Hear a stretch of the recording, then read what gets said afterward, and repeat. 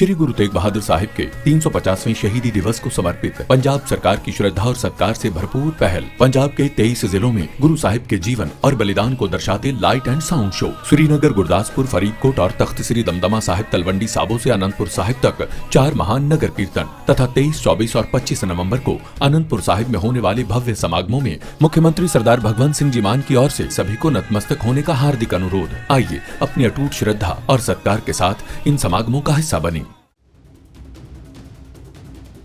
Operation सिंदूर के समय internationally Pakistan की फजीहत करवाने वाले पाकिस्तानी मंत्री ने एक बार फिर से बड़बोला बयान दिया है। ये वही मंत्री हैं जिनसे जब भारत को हुए नुकसान के सबूत मांगे गए थे तो इनका जवाब आया था it's all across the social media, यानी पाकिस्तान के बड़बोले रक्षा मंत्री ख्वाजा आसिफ, जिन्होंने एक बार फिर से बौखलाहट से भरा एक बयान दिया है। दरअसल एक पाकिस्तानी मीडिया चैनल को दिए अपने इंटरव्यू में आसिफ ने कहा कि अफगानिस्तान जो घुसपैठ करता है इनमें भारत की भूमिका होती है और भारत नहीं चाहता कि पाकिस्तान और अफगानिस्तान अपने मुद्दे हल कर सके। आने वाले समय में पाकिस्तान को 2 मोर्चे पर लड़ाई लड़नी होगी और ऐसे में भारत को युद्ध का जोखिम लेने से बचाव होगा, यानी भारत का नाम लेकर अफगानिस्तान से मिल रही करारी मार को छुपाने का काम ख्वाजा आसिफ कर रहे हैं। इसके साथ ही उन्होंने आम पाकिस्तानी जनता को फिर से झूठी कहानियां सुनाने की कोशिश भी की। भारत को हराने के सपनों को फिर से सच्चाई की तरह उन्हें बताने लगे।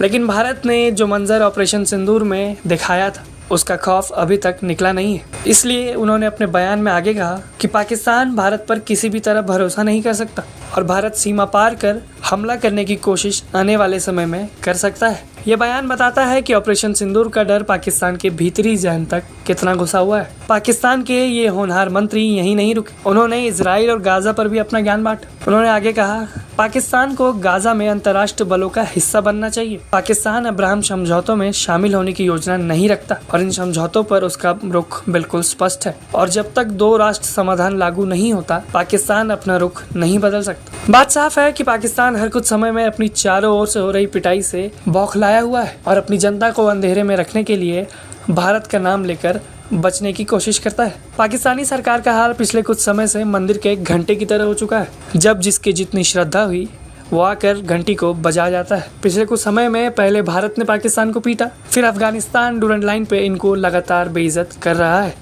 तो इनके देश में ही मौजूद बलोच और टीटीपी जैसे संगठनों ने इनके नाक में दम कर रखा है। अब इन सब की बौखलाहट पाकिस्तानी हुक्मरानों में देखी जा सकती है, इसलिए ऐसे बड़बोले बयान सामने आ रहे हैं। दिल्ली में हुए धमाकों के बाद से ही पाकिस्तान को ऑपरेशन सिंदूर 2.0 का डर सता रहा है और ऐसे में ये सारी बयानबाजी इसी के नतीजे हैं। ब्यूरो रिपोर्ट, भारत तक।